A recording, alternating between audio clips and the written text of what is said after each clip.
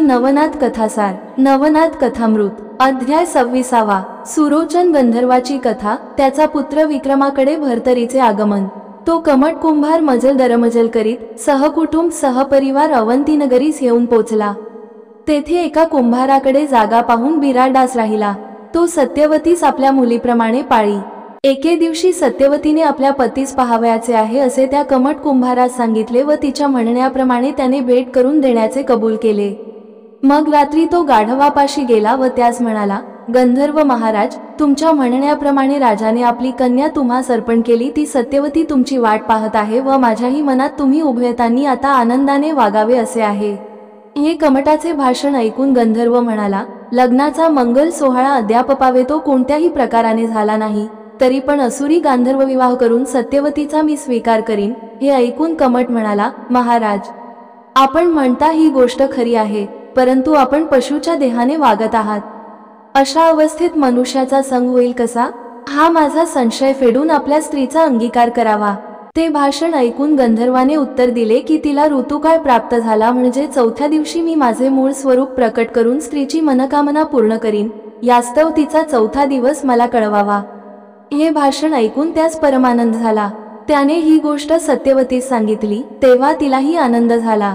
पुढे काही दिवस लोटल्यानंतर सत्यवती ऋतुस्नान होऊन चौथा दिवस प्राप्त झाला. त्या दिवशी कमटाने जाऊन गंधर्वास सांगितले. ते ऐकताच त्याने गाढवाचा वेश टाकून सुरोचन गंधर्वाचे स्वरूप प्रकट केले. नंतर त्याने जडावाचे दागिने घातले व भरजरी पोशाख केला.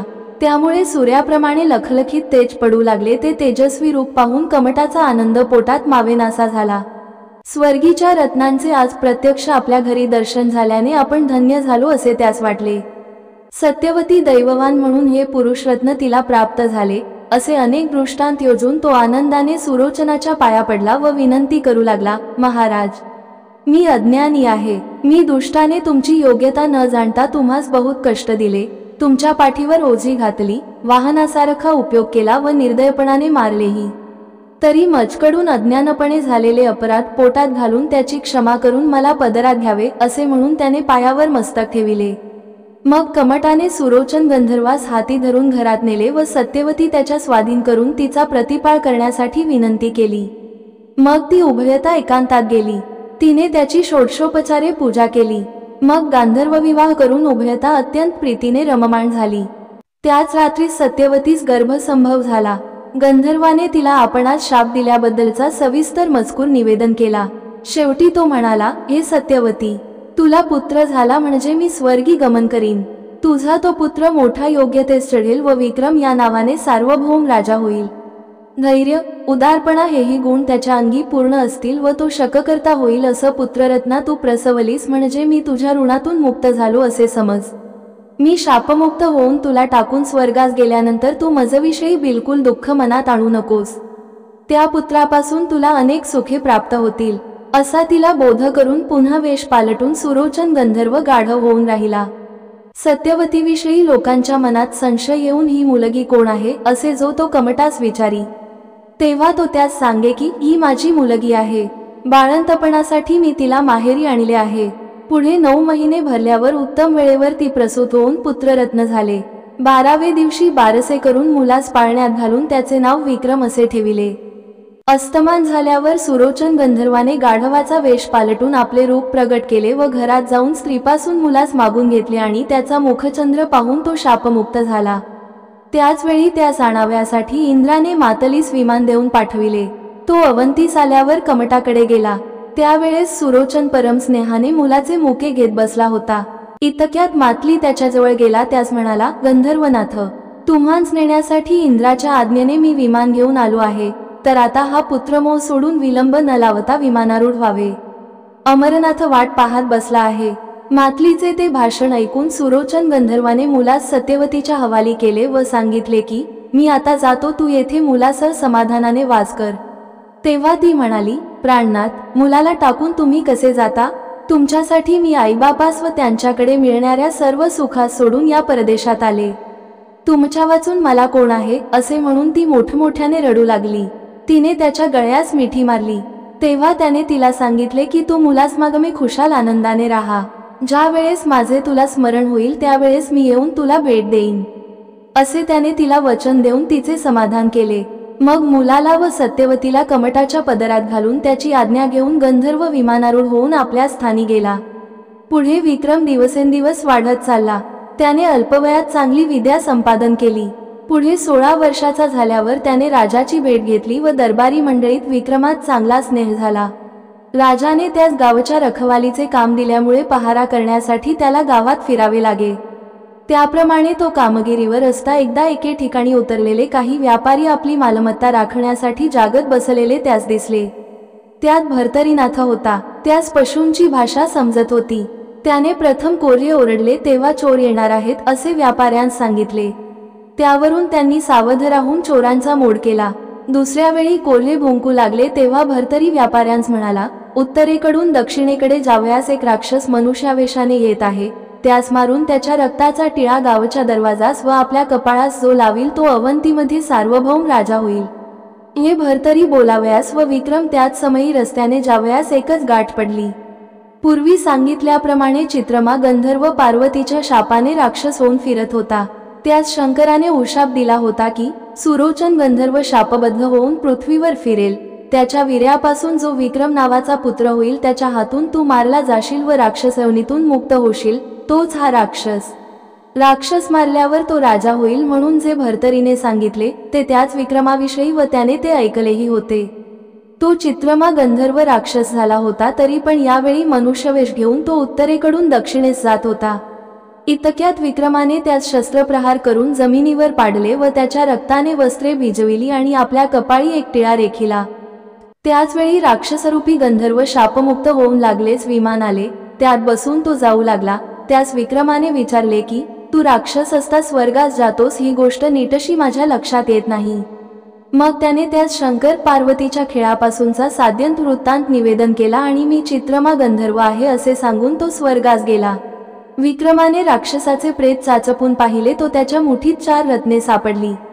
ही साक्ष पटताच त्याने मनात भर्तरीची वाखाणणी करण्यास आरंभ केला व हा पुरुष आपल्याजवळ असावा असे त्याच्या मनात आले। नंतर राक्षसाच्या रक्ताचा टिळा गावच्या दरवाजास त्याने लावला। मग विक्रम त्या व्यापाऱ्याकडे पुन्हा गेला। त्यावेळेस ते सर्व भर्तरीस मध्यभागी घेऊन जागत बसले होते। तुम्ही कोण वगैरे व्यापाऱ्यांनी विक्रमाला विचारिले तेव्हा विक्रमाने आपले नाव सांगून तुमच्या गोष्टीत मन रमले म्हणून आत आलो असे त्यास सांगितले। त्यावर तुम्ही आमच्या कोणत्या कोणत्या गोष्टी ऐकल्या म्हणून व्यापाऱ्यांनी विक्रमास विचारल्यावर तो म्हणाला, माझा पहारा जवळच आहे त्यामुळे तुमच्या सर्व गोष्टी मला ऐकू आल्या। पण तुमच्यावर जी चोरांची धाड आली तिचा सुगावा तुम्हास पूर्वीच कसा लागला याचा शोध करण्यासाठी मी आलो आहे। चोरांचा सुगावा काढण्याची युक्ती तुमच्याकडून समजल्यास आम्हास बंदोबस्त ठेवण्यास ठीक पडेल। ते म्हणाले, चोरांच्या टोळीत एकंदर किती मंडळी असतील ती नकळे, पण सुमारे 100 असामी तर आम्ही पाहिले। ते चोर येण्याच्या पूर्वी काही वेळ अगोदर कोल्हे भुंकत होते। ती त्यांची भाषा आमच्याबरोबर जो भर्तरी नावाचा मुलगा बसला आहे त्यास समजते। त्याने चोर लुटावयास येणार आहेत हे आम्हास सांगितल्यावरून आम्ही सावध राहिलो होतो। तेव्हा विक्रमाने त्यास भर्तरीस पुरे लक्षात ठेवले। मग काही वेळाने तो तेथून निघून गेला। सुमारे घटिका रात्र राहिल्यावर एक जकादार शौचास जात होता। त्यास विक्रमाने एकांती सांगितले की गावाबाहेर जे व्यापारी आले आहेत त्यांच्यापाशी जकातीचा पैसा तुम्ही मागू नका, त्याच्याऐवजी मी तुम्हास तिप्पट रक्कम देईन। तुम्ही त्यांना तो पैका माफ करून भर्तरी नावाच्या मुलास माझ्याकडे घेऊन यावे। तो माझा भाऊ आहे, तो माझ्या हवाली कराल तर तुम्हास अतोनात पुण्य लाभेल। अशा प्रकारे विक्रमाने जकातदाराची विनवणी केली व द्रव्यलोभस्तव जकातदाराने वचन देऊन विक्रमाचे म्हणणे कबूल केले। पुढे कचेरीत आल्यावर जकातदाराने शिपाई पाठवून त्या व्यापाऱ्यास बोलावून आणले आणि मालाची टीप करून दस्तुरीच्या पैक्याचा आकडा केला। मग तुम्हामध्ये भर्तरी नाव कोणाचे आहे म्हणून त्याने व्यापाऱ्यास विचारले। ते ऐकून व्यापाऱ्यांनी भर्तरीस बोलावून जकातदारास दाखविले। त्यास पाहताच त्याच्या तेजावरून हा कोणीतरी अवतारी असावा असे जकातदारास वाटले। त्याने व्यापाऱ्याच्या मुख्यास एकीकडे नेऊन सांगितले की तुमच्याकडे जकातीचा जो आकडा येणे आहे त्याची मी तुम्हास माफी करून देतो, पण तुमच्याकडे जो भर्तरी आहे त्यास काही दिवस आमच्याकडे राहू द्या। असे बोलून त्याने त्यास पुष्कळ प्रकारे समजावून वळवून घेतले।